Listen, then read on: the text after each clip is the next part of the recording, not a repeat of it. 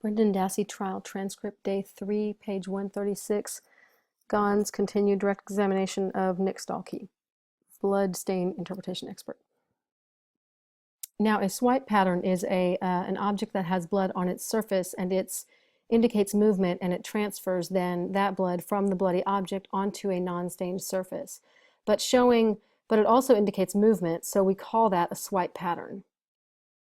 I'm going to show you what has been marked as Exhibit 148, and I believe Ms. Colhane described this as the rear panel area of the RAV4. Is that correct? Well, this would be the threshold. Threshold or area of the cargo, correct. It's just below this picture would be where the bumper of that vehicle would be. So this is the threshold of the rear door. Did you observe any blood stain patterns in this area? Yes, as you can see, there's some stains here, some stains here as well, and along here. Some of them are more difficult to see than others. And how would you describe those stains that you observed on the threshold of the door? Well, they've got, some of them are contact transfer stains like I described earlier, others are impact stains. And there's one here that might be considered that's considered a swipe pattern there as well. And again, what does a swipe pattern indicate to you? Movement. It's the transfer of blood from a moving object that has blood on it, and it has contact with a non-stained surface, leaving that blood behind, and it also indicates that there's been movement. Based upon your observation of the combination of bloody stain patterns you've observed here on the threshold, and also those wavy patterns that you observed up in the inside panel of the rear cargo area, are these consistent with a body that has bloody hair being moved into the rear cargo area? I would say it's very consistent with that, yes. Did you also examine the interior door of the RAV4? Yes, I did. I'm going to show you now what has been marked as Exhibit 149 and ask you to point out to the jurors any observations you made of this examination. This is the rear cargo door. It's hinged on one side and it opens like any other door entrance to a vehicle, but it's larger and it covers the whole rear end of this RAV4 and it opens to the right. This is the interior of that particular door. On this door were numerous impact stains. Some of these stains then had associated flow patterns to them. I'm going to zoom in here on some of these stains and ask you to just point out to the jury the stains again that you observed. Okay, some of the stains right here, you see these? These are more circular in nature. Here, here, here, these here, this one. And what does that mean to you when you say they're circular in nature, or they appear that way on the door? It means that blood has been flung off of a bloody object and then impacts that surface. And if they're perfectly circular, that means then that they impacted that surface at a 90-degree angle. Now, if there's any elliptical pattern to that, then they impacted at an angle. In this particular case, these are near circular. However, some of them are somewhat elliptical in that they may have fallen. So it's indicative of blood being flung or thrown from a moving object. Now, I think you also stated that you saw some associated flow patterns. That's correct. And again, please point those to the jury and explain what you mean by that. Right here, you can see that there's some flow or some stains that have not only impacted the surface, but then also flowed down toward the ground. Well, these flow patterns are then acted on by gravity alone after they've impacted the surface of this interior of the door. And seeing this type of pattern, what does that indicate to you? Well, the flow patterns after an impact stain would indicate that it's a fairly large amount of blood that's impacted that surface, and it just didn't stick on that particular surface. It had enough then that there was gravity acted on it and pulled it down toward the ground. With all these stains are indicative of a bloody object that is flung around and then causing that blood to release from that bloody object and striking the surface of that interior side of the door. I'm going to show you what has been marked as Exhibit 166 and ask you to identify this. What is that, sir? This is the entire, an overall shot of the rear cargo area of that RAV4. And did you make any measurements in this area? Yes, I did. And what area did you measure? I measured the opening of the cargo area. And would a slender 5'6" woman fit in the back of the RAV4? Yes. And based upon all the blood patterns that you observed in the rear cargo area of that RAV4, Do you have an opinion to a reasonable degree of scientific certainty whether the patterns you observed by the interior panel on the threshold and on the interior door itself are consistent with a body with a bloody head being loaded into the rear cargo area? Yes, I do. And what's that opinion? That is indeed what may have happened. A body that has bloody head hair was loaded into this rear cargo area and placed just behind the right rear seat of the seating area in this car, this Toyota RAV4. And finally, Mr. Stahlke, I just have one other issue to discuss with you. I'm going to hand you what's been marked as Exhibit 167 and ask you if you would identify this photograph for the jurors, and we'll also put it up on the big screen. I want to ask you, did the time come when you were asked to check the odometer on this vehicle? Yes, there was. And what happened when you attempted to check the odometer? I believe it was the second day, it would have been the 8th of November then, that we got a call requesting that we check the odometer reading on this vehicle. When we attempted to, it's a digital dashboard, so when we went to open or turn the key, there was no electronics to this particular dashboard, so we couldn't get the reading. So what did you do? We opened up the hood of to the engine compartment and to checks. I was thinking that the battery was probably dead. And what did you find when you opened up the hood and looked under the hood? Well, it's like indicated in this particular photograph, Exhibit 167, the battery cables were disconnected. And that's how you found the vehicle when you saw it on November 7 of 2005 in your bay at the crime lab? Yes, and I believe that actually it was November 8, the second day that we were doing examinations on that vehicle. It hadn't been checked prior to this, so this is the day it would have come into the laboratory. And when you opened up the hood of the vehicle, were you wearing gloves? Yes, I was. And what type of gloves were you wearing? Nitron. And what are those? Why are those, and why do you wear them? Oh, they're like a surgeon's gloves. We put them on so we're not transferring any of our DNA onto a object or a piece of evidence. And we're not also receiving any evidence from the object themselves. So we're protecting the surface of anything that we touch as far as evidentiary value. Thank you, sir. Attorney Gahn. That's all I have, Your Honor. The court. Cross. Attorney Edelstein. Thank you, Your Honor. Cross-examination by Attorney Edelstein. Mr. Stahlke, what precisely, if any, is actually your area of specialty in the lab? I don't have a specific specialty any longer. Go ahead.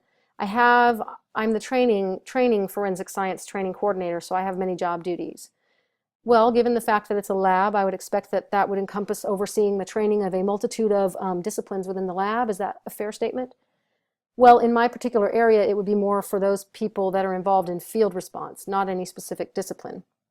Okay, all right. But you have to agree, obviously, that field response encompasses a multitude of disciplines, correct? Well, you hope to have some knowledge in all areas, yes. Could we call you then a jack of all trades in the forensic business? Attorney Gahn. Objection, Your Honor. I'm sorry. Objection to the form of that question. The court. Overruled. The witness. Well, I would probably be more considered a criminalist, and that's an individual that has general skills or knowledge in multiple areas. All right, so you don't have a specific specialty?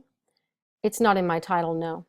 Whether it's in your title or not, by way of practice, well, let me ask you this. Besides blood spatter interpretation, what other areas, if any, have you testified to as an expert and in courts in Wisconsin?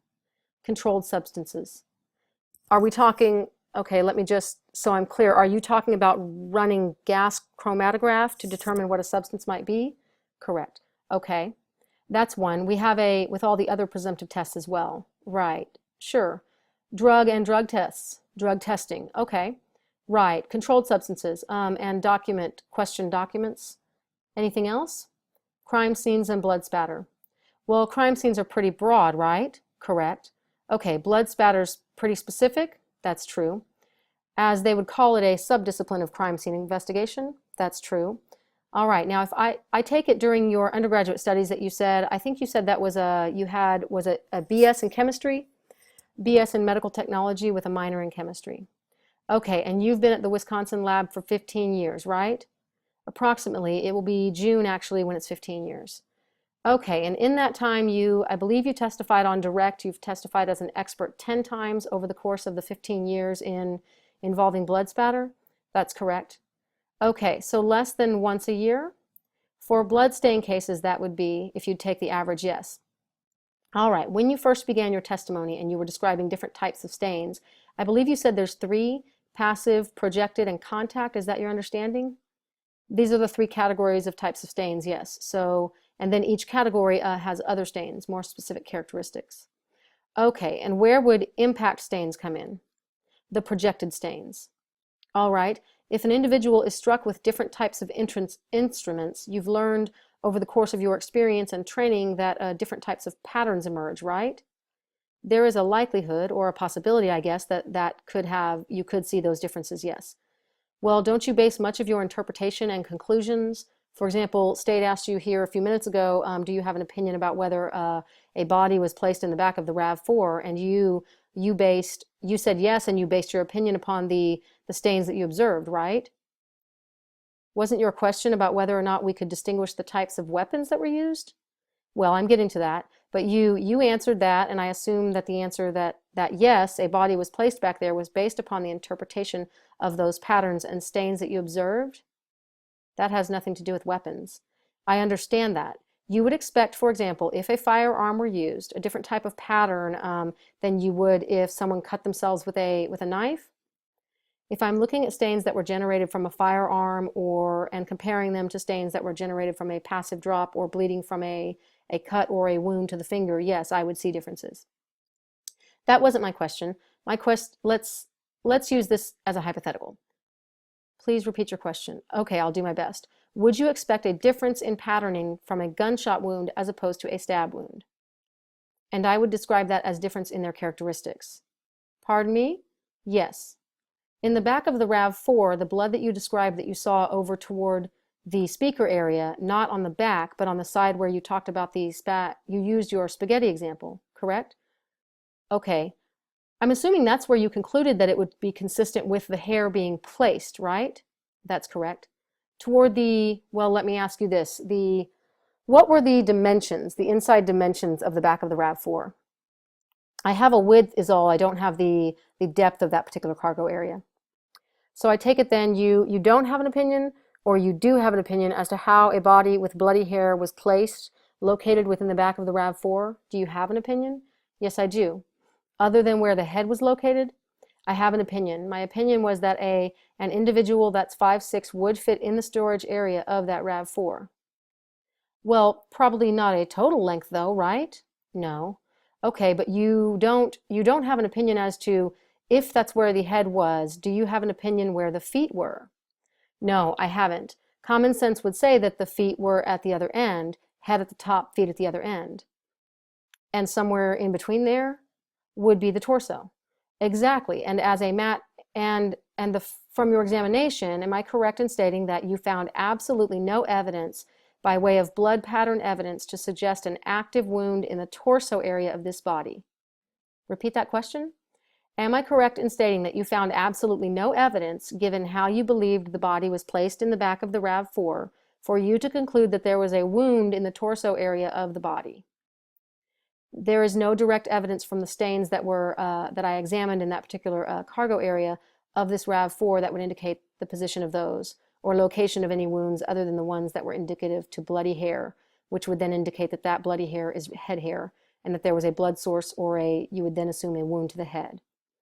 And I assume your answer would be the same, that you found no indirect evidence, because you said there was no direct evidence that you noticed.